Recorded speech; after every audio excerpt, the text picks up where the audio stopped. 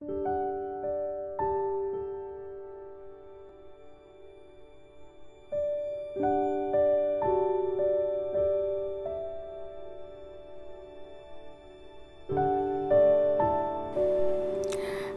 Everyone.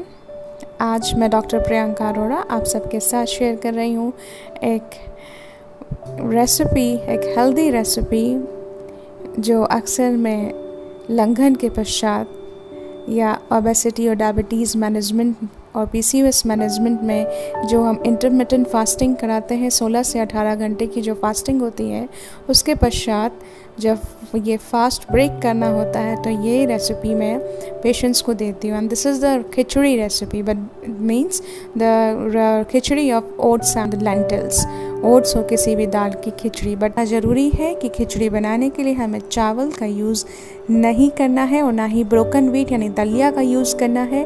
वह इसीलिए क्योंकि ओबेसिटी मैनेजमेंट या डायबिटीज़ मैनेजमेंट के लिए हमें वैसे सीरियल्स खाने हैं जो कि जिनका कि ग्लाइसेमिक इंडेक्स जो है लोअर साइड हो, मतलब हमें लो GI फूड खाने हैं और जिसका ग्लाइसेमिक लोड भी कम हो, हमें ऐसे फूड खाने हैं।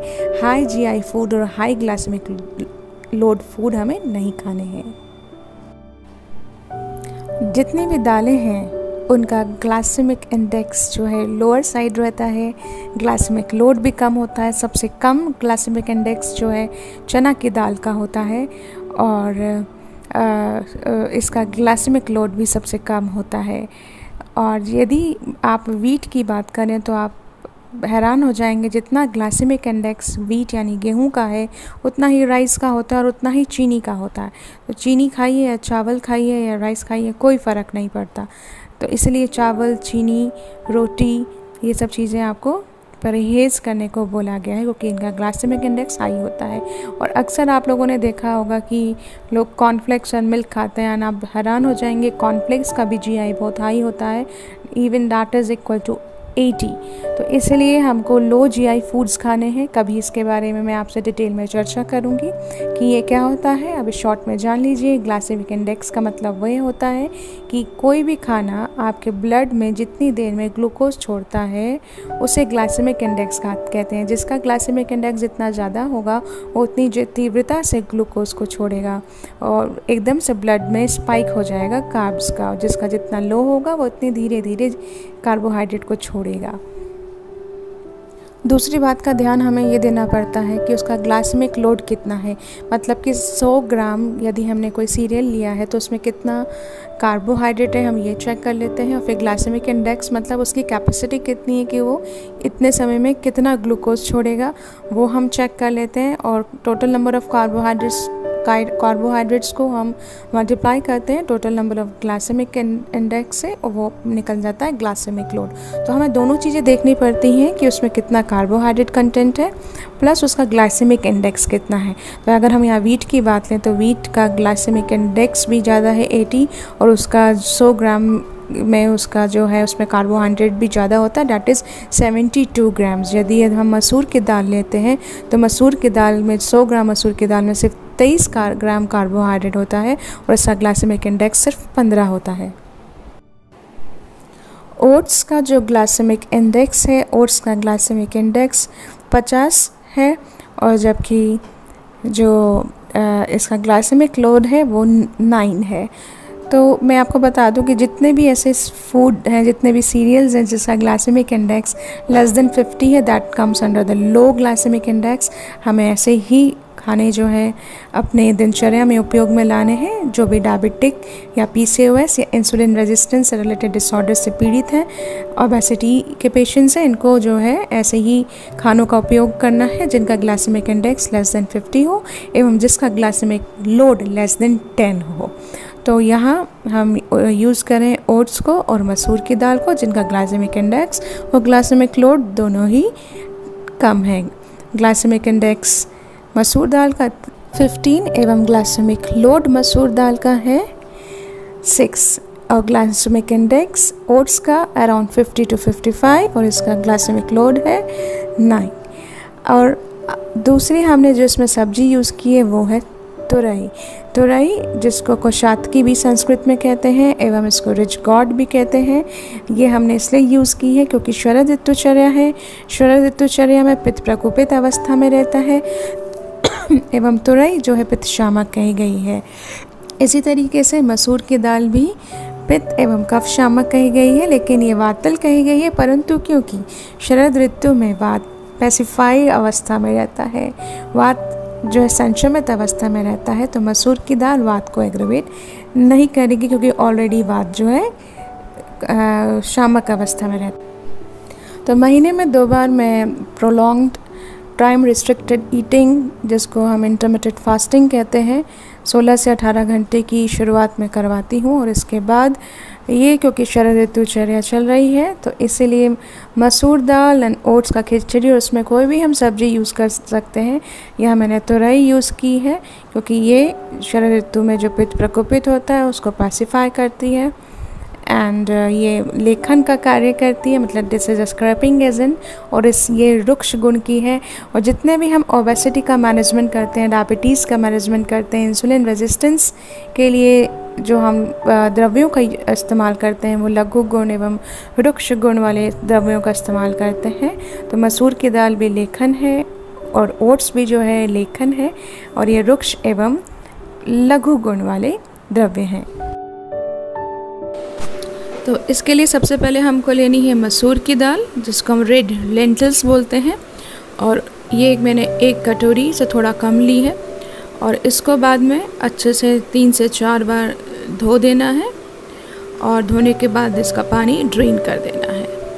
और फिर एक प्रेशर कुकर में 2 कप पानी डाल के इसको 2 बड़े कप पानी डाल के इसको प्रेशर कुकर पे दाल को चढ़ा देना है और इसमें थोड़ी सी हल्दी एवं नमक स्वाद अनुसार डालना है। एवं साइड में हमें जो तोरी है जिसको हम रिच गॉड बोलते हैं उसको छील कर उसका पील हल्का हल्का उतार कर उसको चॉप कर लेना है। यहाँ मैंने 1 कटोरी तोरी ली है और इसको इस दाल हल्दी और नमक के मिक्सचर में कुकर के अंदर अच्छे से डालकर मिला देना है। और फिर ओट्स 1 कटोरी ओट्स मैंने लिया है और उस 1 कटोरी ओट्स को इसी मिक्सचर में मुझे पुनः डाल देना है। और आप देख लीजिए कंसिस्टेंसी, आपको थोड़ा सा पानी और डालने की ज़रूरत है तो थोड़ा हल्का सा और पानी डालिएगा। और ये जितना मैंने क्वांटिटी आपको बताया है ये क्वांटिटी 4 लोगों के लिए 4 लोगों को सर्व करने के लिए पर्याप्त है। और ये लगभग इतना, क्योंकि तोरी भी जो है जब उसको प्रेशर देते हैं तो वो भी पानी छोड़ती है, तो इतना पानी सफिशिएंट हो जाएगा। और लिड लगा के यहाँ पे 1 आध सीटी आने के लिए इसको प्रेशर कुकर को हमने रख देना है। इधर कढ़ाई में हम मसाला तैयार करते हैं और उसके लिए 1 चम्मच देसी घी लेना है।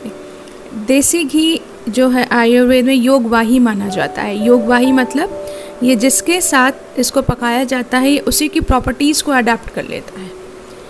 और इसमें हमें जीरा डालना है और लेट द जीरा क्रैकल, इसको क्रैकलिंग साउंड जब तक आए इसको क्रैकल होने देना है, हल्का गोल्डन ब्राउन हो जाए।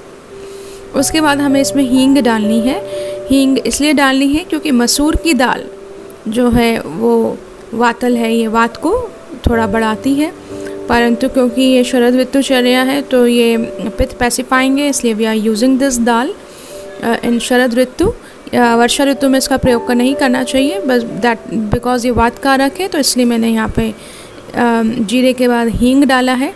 और मसालों के लिए मुझे इसमें सेम प्याज, लहसुन और टमाटर और अदरक का मैं यहाँ यूज़ कर रही हूँ। तो घी में ज़ीरा एवं हींग फ्राई करने के बाद हमको अदरक डालनी है, इसको अच्छे से गोल्डन ब्राउन होने देते हैं। और फिर उसके बाद इसमें प्याज डालेंगे और लहसुन डालेंगे चॉप किए हुए, उसको भी जब तक गोल्डन ब्राउन हो जाए तब तक हमें पकाना है। साथ में ग्रीन चिलीज़ भी मैंने इसमें डाली हैं, चॉप्ड ग्रीन चिलीज़, इसको स्किप कर सकते हैं यदि आप मिर्च खाना पसंद नहीं करते। लेकिन लाल मिर्च जो कि नुकसान देती है, हरी मिर्च नुकसान नहीं देती है, इसको थोड़ी मात्रा में प्रयोग करना चाहिए।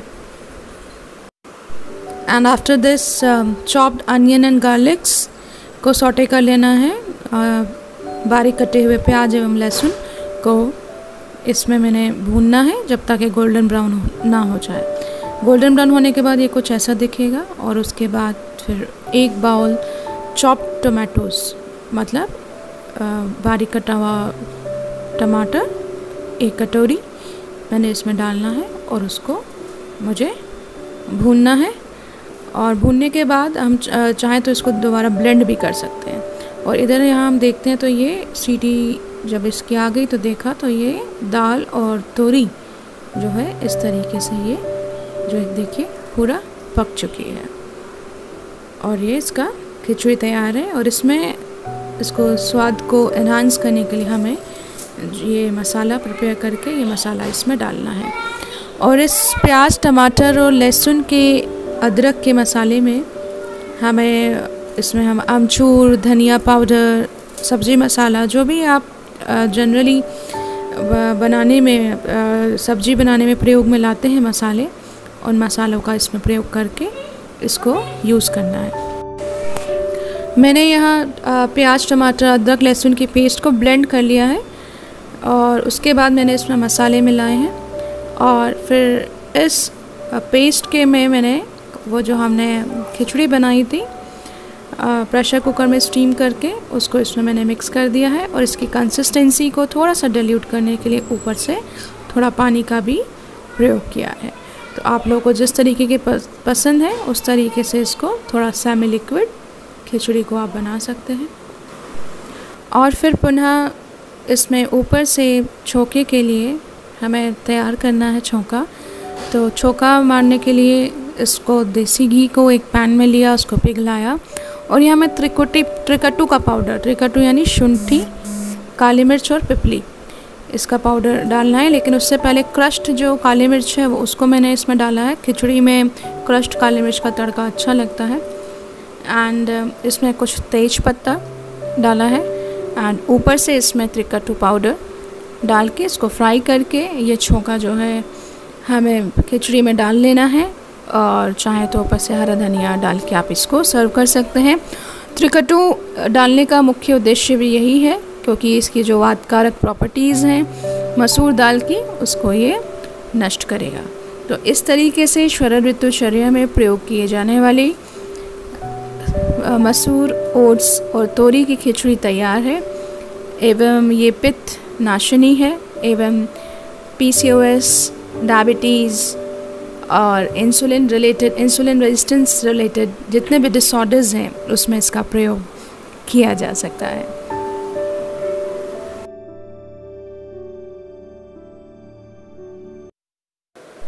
आयुर्वेद में मसूर की दाल के गुण: मंगल्य को मसूरा स्यात् मंगल्या च मसूरिका, मसूरो मधुरा पाके संग्राही शीतलो लघु, कफ पित्त असृज रूक्षो वातलो ज्वरनाशना। आयुर्वेद में मसूर की दाल को मंगल एवं मंगलकारी करने वाली बोला गया है। ये मधुर गुण की है, इसका पाक भी मधुर है, संग्राही है, शीतल है और लघु है एवं कफ एवं पित्त शामक है तथा वात कारक है एवं ये ज्वर का भी विनाश करने वाली कही गई है। आयुर्वेद में तुरई के गुण: कोशातकी आयुर्वेद में तुरई को कहते हैं। तो कोशातकी कटु तीक्ष्णा पक्व आमाशय शोधनी, लघवी रुक्षा कटु पाके जयेत कासम गरोदरम, पंडु शोफ कफ प्लीहा गुल्म आर्षः कुष्ठ कामला, फलमस्या कटु स्निग्धम तिक्तम पाके हिमम लघु, दीपनम भेदनम हृदयम वातलम हंति अरोचकम, कासमेह ज्वरश्वास कुष्ठ पित्त कफ अनिलम। तुरई कटु रस वाली है, तीक्ष्ण है, पक्वाशय एवं अमाशय शोधक है। ये वमन एवं विरेचन दोनों में यूज़ होती है। लघु गुण की है, रुक्ष है, कटु विपाक है इसका, एवं पित्त एवं कफ शामक है। ये पित्त कफ एवं वात तीनों शामक है। ये दीपन है और ये शीतल है, भेदन है, हृदय के लिए अच्छी मानी गई है एवं अरुचि को हटाने वाली भी कही गई है। ज्वर, कुष्ठ मतलब जितने भी स्किन डिसऑर्डर्स हैं, क्योंकि पित्तनाशक है तो स्किन डिज़ॉर्डर्स में ये उपयोगी है। तो ज्वर, कुष्ठ एवं श्वास यानी एस्थमेटिक डिसऑर्डर्स, जो सांस चलना होता है, उसमें भी ये उपयोगी मानी गई है।